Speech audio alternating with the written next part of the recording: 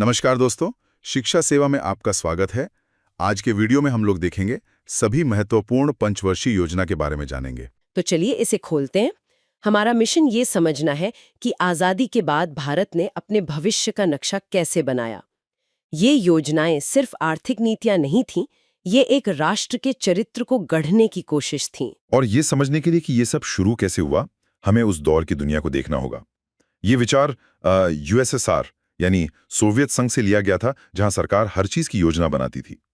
भारत में प्रधानमंत्री जवाहरलाल नेहरू इस सोच के सबसे बड़े पैरोकार थे।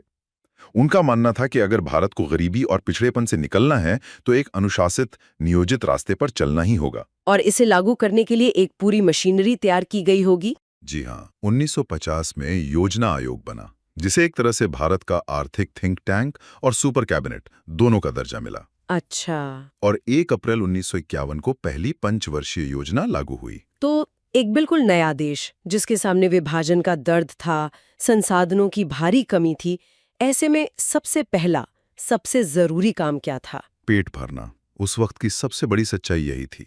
देश अनाज की भारी कमी से जूझ रहा था। हमें अमेरिका जैसे देशों से अनाज मंगाना पड़ता था। तो मतलब पहली प्राथमिकता कृषि ही थी। बिल्कुल। पहली योजना का पूरा ध्यान कृषि और सिंचाई पर था। ये हैरल्ड डोमर मॉडल पर आधारित थी, जिसका सीधा सा मतलब था देश जो भी बचाएगा उसे ऐसी जगह निवेश करेगा जिससे और ज्यादा उत्पादन हो, यानी पैसे से पैसा बनाना। और नतीजा? नतीजा तो उम्मीद से कहीं बेहतर रहा। लक्ष्य था 2.1% विकास दर का, लेकिन देश ने 3.6% हासिल किया। ये सिर्फ एक आंकड़ा नहीं था, ये एक नए राष्ट्र के लिए बहुत बड़ी मनोवैज्ञानिक जीत थी। एक भरोसा था कि हम ये कर सकते हैं। बिल्कुल। और ये सिर्फ खेतों में फसल उगाने की बात नहीं थी। इसी दौरान देश की बुनियाद रखी जा रही थी। नेहरू ने भाखड़ा नांगल, हीराकुंड और दामोदर घाटी जैसी विशाल बहुउद्देश्य परियोजनाओं को आधुनिक भारत के मंदिर कहा था, है ना? जी बिल्कुल वही।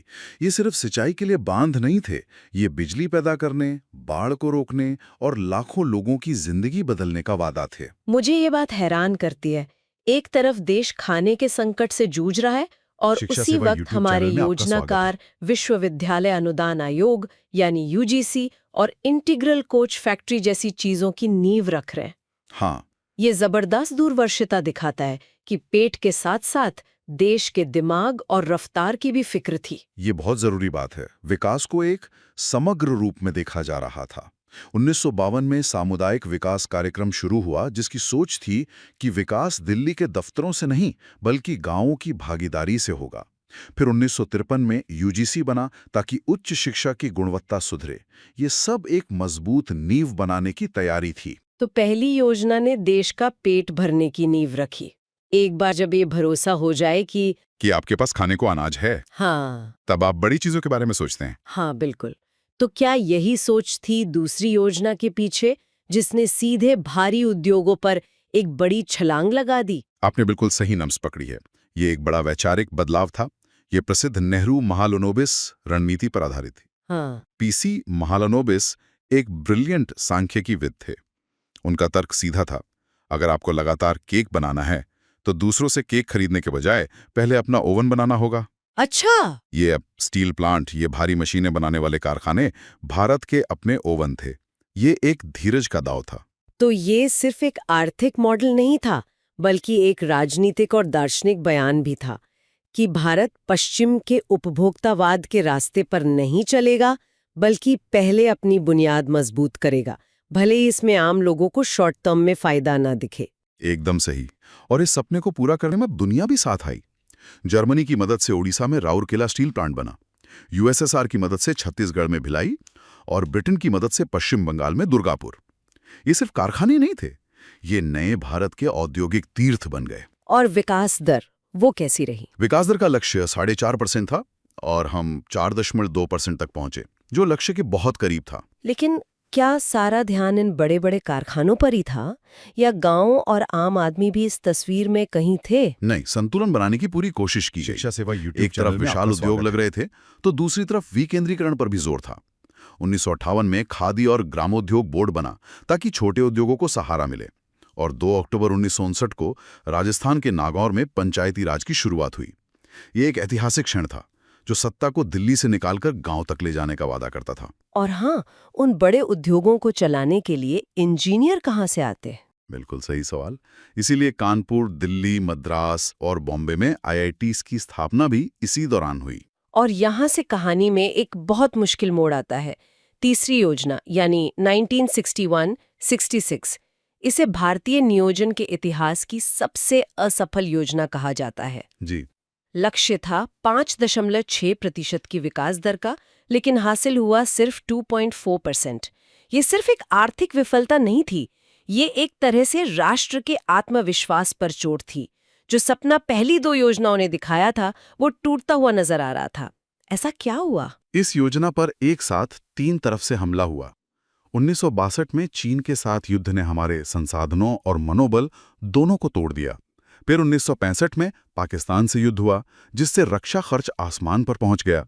और जैसे इतना काफी नहीं था, 1965-66 में देश ने सदी का सबसे भयंकर सूखा देखा। बाप रे, मतलब सब कुछ एक साथ? हाँ, विकास के लिए रखा गया सारा पैसा और ध्यान देश को बचाने में लग गया। और विडंबना देखिए, योजना का लक्ष्य था आत्मनिर्भरता, जो इन हालात में एक कड़वा मजाक जैसा लगता है। बिल्कुल। देश अनाज के लिए भी दूसरों पर निर्भर हो गया था। और इसी हताशा से 2 बड़े बदलाव निकले। पहला, हमें समझ आया कि हम हमेशा अमेरिका से अनाज की भीख नहीं मांग सकते। आत्मनिर्भरता सिर्फ उद्योगों में नहीं, खेतों में भी चाहिए। इसी जरूरत ने हरित क्रांति को जन्म दिया। और दूसरा बदलाव? दूसरा, पंचवर्षीय योजनाओं का आइडिया ही सवालों के घेरे में आ गया। सरकार को एक प्लान हॉलिडे यानी योजना अवकाश लेना पड़ा। लेकिन मुझे एक बात दिलचस्प लगती है।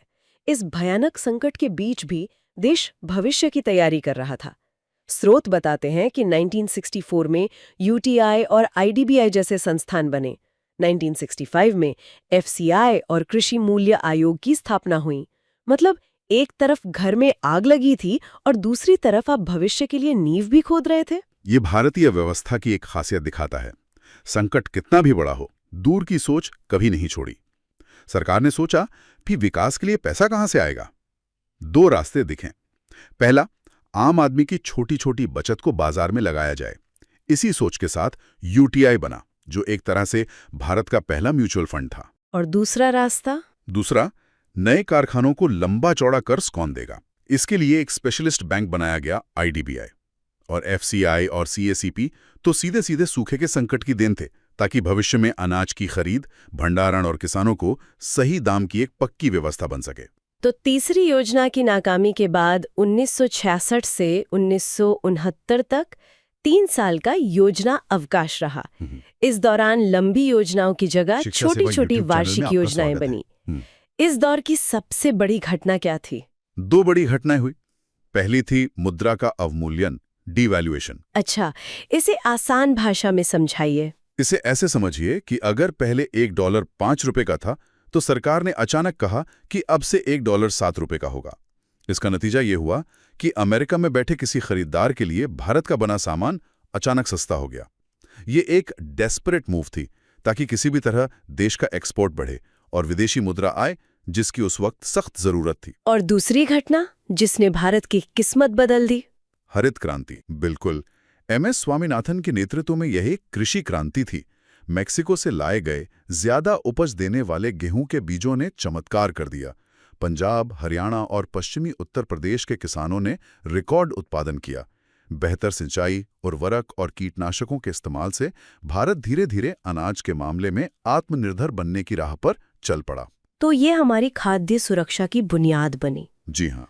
तो इस ब्रेक के बाद चौथी योजना यानी 1969-74 के साथ गाड़ी फिर पटरी पर लौटी। लक्ष्य था स्थिरता के साथ विकास, लेकिन इस बार सरकार का अंदाज कुछ बदलावा लग रहा था। हाँ, इस दौर में सरकार की भूमिका और ज्यादा मजबूत हुई। 2 बड़े फैसले लिए गए जो उस दौर की समाजवादी सोच को दिखाते हैं। पहला, 19 जुलाई 1969 को 14 बड़े निजी बैंकों का राष्ट्रीयकरण कर दिया गया। इसका क्या तर्क दिया गया? सरकार का तर्क था कि ये बैंक सिर्फ बड़े उद्योगपतियों को कर्ज देते हैं, अब इनका पैसा आम आदमी और किसानों तक पहुंचेगा। और दूसरा, MRTP एक्ट लाया गया, जिसका मकसद था देश की संपत्ति को कुछ औद्योगिक घरानों के हाथ में जमा होने से रोकना। और इसी दौर में एक और क्रांति हुई, लेकिन इस बार खेतों में नहीं, बल्कि डेयरियों में। Operation flood. हाँ, वर्गीज कुरियन के नेतृत्व में हुई श्वेत क्रांति, जिसने भारत को दुनिया का सबसे बड़ा दूध उत्पादक बना दिया। इसने सहकारी समितियों के जरिए लाखों ग्रामीण परिवारों की आय बढ़ाई। अब आते हैं 5वीं योजना पर, जो 1974 से 78 तक चली। इसका नारा गरीबी हटाओ आज भी हमारी राजनीति में गूंजता है। क्या ये सिर्फ एक नारा था या जमीन पर भी कुछ हुआ? देखिए, विकास दर के लिहाज से तो ये योजना सफल थी। लक्ष्य 4.4% का था और प्राप्त हुई 4.8%। और नारे को हकीकत में बदलने के लिए कई कार्यक्रम शुरू हुए, जैसे न्यूनतम आवश्यकता कार्यक्रम, 20 सूत्रीय कार्यक्रम और काम के बदले अनाज योजना। लेकिन ये योजना अपनी आर्थिक उपलब्धियों से ज्यादा राजनीतिक घटनाओं के लिए याद की जाती है। आप 1975 में लगे आपातकाल की बात कर रही हैं। हाँ, इसी योजना के दौरान 1974 में पोखरण में स्माइलिंग बुद्धा परमाणु परीक्षण हुआ, शिक्षा सेवा जिसने यूट्यूब दुनिया को चैनल में भारत आपका की स्वागत ताकत है। का एहसास कराया। और फिर 1975 में देश में आपातकाल लगा दिया गया। और फिर जब जनता पार्टी की सरकार आई तो उसने इस योजना को समय से पहले ही खत्म कर दिया था। जी, उसने इस योजना को 1978 में, यानी समय से 1 साल पहले ही खत्म कर दिया। ये 4 साल तक चलने वाली अकेली पंचवर्षीय योजना है। तो इसके बाद एक और प्रयोग हुआ। जनता पार्टी सरकार अनवरत योजना या रोलिंग प्लान लेकर आई 1978 से 80 तक। ये क्या था? इसे ऐसे देखिए, पंचवर्षीय योजना एक लंबी ट्रेन यात्रा का टिकट खरीदने जैसा है, जहां 5 साल का रूट पहले ही तय कर लेते हैं। रोलिंग प्लान एक कार चलाने जैसा था, जहां आप हर मोड़ पर गूगल मैप्स देखकर अपना रास्ता बदल सकते थे। मतलब हर साल समीक्षा और हर साल नए लक्ष्य। जी, हर साल योजना की समीक्षा करना और जरूरत के हिसाब से अगले साल के लक्ष्य बदलना। आइडिया अच्छा था, लेकिन हमारी राजनीतिक व्यवस्था उस वक्त ऐसी लगातार रीराउटिंग के लिए तैयार नहीं थी। और ये प्रयोग भी ज्यादा नहीं चला। नहीं, 1980 में कांग्रेस की वापसी हुई और छठी योजना 1980-85 के साथ पुरानी व्यवस्था भी लौट आई। इस बार फोकस आधुनिकीकरण पर था। और ये योजना सफल रही। हाँ, ये एक बड़ी सफल योजना साबित हुई। लक्ष्य 5.2% था और हमने 5.7% की विकास दर हासिल की। इस दौर में संस्था निर्माण पर बहुत जोर दिया गया। 1980 में 6 और बैंकों का राष्ट्रीयकरण हुआ और 1982 में 2 बहुत महत्वपूर्ण बैंक बने, कृषि और ग्रामीण विकास के लिए नाबार्ड और भारत के एक्सपोर्ट इंपोर्ट को फाइनेंस करने के लिए एक्जिम बैंक। अब हम पहुंचते हैं 7वीं योजना पर, 1985 से 1990 तक। ये 1991 के आर्थिक सुधारों से ठीक पहले का दौर था, एक तरह से तूफान से पहले की शांति। ये 1985 से 1990 तक चली और इसका नारा था रोजी रोटी और उत्पादकता। सुनने में तो बहुत बुनियादी लगता है ना? इस दौरान कुछ बड़ी चीजें हुई, जैसे 1986 में स्पीड पोस्ट की शुरुआत हुई शिक्षा सेवा और यूट्यूब चैनल में उपभोक्ता आपका स्वागत है। संरक्षण अधिनियम आया। फिर 1988 में सेबी की स्थापना हुई और 1989 में जवाहर रोजगार योजना। और सबसे दिलचस्प बात, इस योजना का लक्ष्य था 5% विकास दर हासिल करना, लेकिन इसने 6.1% की दर हासिल की। मतलब ये एक सफल योजना थी। हाँ, लेकिन यहाँ एक बहुत महत्वपूर्ण बात है। जैसा कि स्रोत बताते हैं, इसे उदारीकरण की दिशा में पहला कदम माना जाता है। ये योजना इनपुट आउटपुट मॉडल पर आधारित थी। अब देखिए, इस सफलता ने एक अच्छी जमीन तो तैयार की, लेकिन इसके ठीक बाद देश एक बहुत बड़े आर्थिक संकट में फंस गया। एक मिनट, एक सफल योजना के बाद योजना में अवकाश, मतलब प्लान हॉलिडे, ये तो थोड़ा अजीब लगता है। ऐसा क्यों हुआ? हमारे स्रोत बताते हैं कि इसके पीछे 3 बड़े कारण थे। एक तो राजनीतिक अस्थिरता थी, फिर भुगतान संतुलन का संकट और खाड़ी युद्ध की वजह से तेल की कीमतों का बढ़ना, और इसी संकट के बीच 1991 में भारतीय मुद्रा का तीसरी बार अवमूल्यन किया गया, मतलब डिवैल्यूएशन। हाँ, और ये एक महत्वपूर्ण सवाल खड़ा करता है कि कोई देश ऐसे संकट से खुद को बाहर कैसे निकालता है। तो इसका जवाब आया जुलाई 1991 में राव मनमोहन मॉडल के रूप में। अच्छा, प्रसिद्ध एलपीजी सुधार। बिल्कुल, उदारीकरण, निजीकरण और वैश्वीकरण। इस दौरान कोई पंचवर्षीय योजना नहीं थी, बल्कि 1990-91 और 1991-92 के लिए 2 वार्षिक योजनाएं लागू की गईं। ये भारत की आर्थिक नीति में एक बुनियादी बदलाव था। तो यहां से बात सच में दिलचस्प हो जाती है। एलपीजी सुधारों के ठीक बाद आती है 8वीं पंचवर्षीय योजना, पीवी नरसिम्हा राव के नेतृत्व में, और इसका मुख्य फोकस मानव संसाधन विकास पर था। इस दौरान भी कई महत्वपूर्ण कदम उठाए गए। 1993 में प्रधानमंत्री रोजगार योजना आई। फिर 1 जनवरी 1995 को भारत विश्व व्यापार संगठन यानी WTO का संस्थापक सदस्य बना। 1995 में ही मिड डे मील योजना शुरू हुई।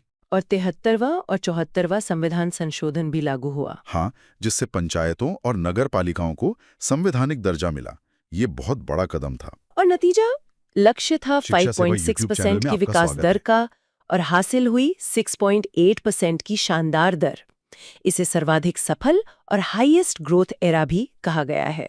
अगर हम इसे बड़ी तस्वीर में देखें तो इस योजना की सफलता 1991 के सुधारों के तत्काल सकारात्मक प्रभाव को दिखाती है। जॉन डब्ल्यू मिलर मॉडल पर आधारित इस योजना में मानव संसाधन और सत्ता के विकेंद्रीकरण पर ध्यान देना एक बहुत ही दूरदर्शी कदम था। अब बात करते हैं 9वीं योजना की, जो 1997 से 2002 तक चली। ये स्वतंत्रता की 50वीं वर्षगांठ पर अटल बिहारी वाजपेयी के नेतृत्व में शुरू हुई। इसका उद्देश्य था सामाजिक न्याय और समानता के साथ आर्थिक समृद्धि। इस दौरान देश ने बड़े घटनाक्रम देखे। पोखरण 2 परमाणु परीक्षण 1998 में और फिर 1999 में कारगिल युद्ध। साथ ही स्वर्णिम चतुर्भुज जैसी इंफ्रास्ट्रक्चर परियोजनाओं और सर्व शिक्षा अभियान की भी शुरुआत हुई। हालांकि इस योजना अपना लक्ष्य हासिल नहीं कर पाई। 6.5% के लक्ष्य के मुकाबले सिर्फ 5.4% की वृद्धि दर ही मिल सकी। और स्रोत बताते हैं कि लक्ष्य चूकने के पीछे एशियाई वित्तीय संकट और परमाणु परीक्षणों के बाद जो प्रतिबंध लगे थे वो बड़े कारण थे। इससे पता चलता है कि बाहरी कारक मतलब एक्सटर्नल फैक्टर्स राष्ट्रीय योजनाओं को कैसे प्रभावित कर सकते हैं। इसके बाद आई 10वीं योजना 2002 से 2007 तक। इसका लक्ष्य तो बहुत ही बड़ा था, अगले 10 वर्षों में प्रति व्यक्ति आय को दोगुना करना। इसकी प्रमुख पहलों में प्रधानमंत्री ग्राम सड़क योजना का विस्तार था, फरवरी 2006 में नरेगा का लागू होना और जेंडर गैप में 50% की कमी का लक्ष्य भी शामिल था। और ये योजना लक्ष्य के बहुत करीब पहुंची। 8% के लक्ष्य के मुकाबले 60.6% की वृद्धि दर हासिल हुई, जो उस समय तक की सर्वाधिक वृद्धि थी। वाह! इसमें एक नई विशेषता भी थी। पहली बार निगरानी योग्य लक्ष्य मतलब मॉनिटरेबल टारगेट्स तय किए गए। ये नियोजन प्रक्रिया में एक बहुत बड़ा विकास था। मतलब सिर्फ जीडीपी के आंकड़ों से आगे बढ़कर जवाबदेही की ओर एक कदम। अच्छा, तो 11वीं योजना जो 2007 से 2012 तक चली, मनमोहन सिंह के नेतृत्व में आई। इसका थीम था तीव्र और अधिक समावेशी विकास। इसमें शिक्षा पर मतलब साक्षरता दर 75% से अधिक करने पर, आजीविका पर जैसे नरेगा का मनरेगा बनना और स्वास्थ्य पर जैसे शिशु मृत्यु दर को घटाकर 28 करना, इन सब पर विशेष ध्यान दिया गया। हाँ, और इसने 8.1% के संशोधित लक्ष्य के मुकाबले 7.9% की विकास दर हासिल की, जो काफी ऊंची दर थी। तो ये समावेशी विकास का क्या मतलब था? देखिए, समावेशी विकास यानी इंक्लूसिव ग्रोथ यहाँ केंद्रीय विषय बन गया। इसका मतलब था कि विकास का फायदा समाज के हर तबके तक पहुंचे। इसी सोच का हिस्सा था कि कृषि विकास का लक्ष्य 4% रखा गया। और फिर आती है योजना आयोग की अंतिम कड़ी, 12वीं पंचवर्षीय योजना, जो 2012 से 2017 तक चली। इसका थीम था तीव्र, सतत और अधिक समावेशी विकास। यहाँ एक नया शब्द जुड़ गया, सतत यानी सस्टेनेबल। इसमें प्राथमिकता वाले क्षेत्र थे ऊर्जा, इंफ्रास्ट्रक्चर और सामाजिक सेवाएं। गरीबी में 10% की कमी, 5 करोड़ नए रोजगार, सभी गांवों को सड़क बिजली से जोड़ना जैसे कई बड़े लक्ष्य रखे गए थे। बिल्कुल, और ये जो सतत विकास का जुड़ना है, ये वैश्विक सोच में आए बदलाव को दिखाता है। इसी दौरान एक और बड़ा सुधार हुआ, प्रत्यक्ष लाभ हस्तांतरण यानी डीबीटी। हाँ, आपका पैसा आपके हाथ। जी, इसकी शुरुआत 2013 में बिचौलियों को खत्म करने के उद्देश्य से की गई थी। तो इन सब का क्या मतलब है? मतलब हमने पंचवर्षीय योजनाओं का एक लंबा इतिहास देखा, लेकिन फिर ये सिलसिला रुक गया। हमारे स्रोतों के अनुसार 2014 में योजना आयोग को समाप्त कर दिया गया और 1 जनवरी 2015 को नीति आयोग का गठन हुआ। इसके साथ ही सबका साथ, सबका विकास के नारे के साथ एक नई दिशा की शुरुआत हुई। हाँ, जिसमें प्रधानमंत्री जन धन योजना, मेक इन इंडिया, स्वच्छ भारत मिशन और डिजिटल इंडिया जैसी योजनाएं शामिल थीं। तो ये योजना आयोग से नीति आयोग का बदलाव, ये कितना बड़ा था? ये केंद्रीयकृत नियोजन निकाय से एक पॉलिसी थिंक टैंक में एक बुनियादी बदलाव है। यदि हम विकास दर की तालिका देखें तो यह एक मिला जुला रिकॉर्ड दिखाती है। 7वीं और 8वीं योजनाएं लक्ष्य से आगे निकल गईं, जबकि बाकी योजनाएं या तो लक्ष्य के करीब रहीं या पीछे रह गईं। तो आज हमने 7वीं योजना के शुरुआती सुधारों से लेकर 1991 के ऐतिहासिक मोड़, फिर उच्च विकास दर के दौर और समावेशी विकास पर ध्यान केंद्रित करने तक योजना आयोग के युग के अंत तक का पूरा सफर तय किया। YouTube चैनल सही में कहा, आपका यह स्वागत है। अनुकूलन की कहानी है। आर्थिक मॉडल एक राज्य संचालित दृष्टिकोण से विकसित होकर ज्यादा खुला, समावेशी और अब नीति आयोग के साथ सहकारी संघवाद पर केंद्रित हो गया है। वैसे एक विचार मन में आता है, फंड आवंटित करने वाले योजना आयोग से एक थिंक टैंक के रूप में काम करने वाले नीति आयोग में बदलाव एक बहुत बड़ा कदम है। हाँ बिल्कुल। तो ये सोचने पर मजबूर करता है कि तेजी से बदलती वैश्विक अर्थव्यवस्था में क्या 5 साल का एक कठोर नियोजन मॉडल आज भी प्रासंगिक है या भारत के भविष्य के लिए एक अधिक लचीला और सलाहकार दृष्टिकोण बेहतर है। ठीक है दोस्तों, मिलते हैं अब किसी अगले वीडियो में। तब तक के लिए और इस वीडियो को देखने के लिए आपका बहुत बहुत धन्यवाद।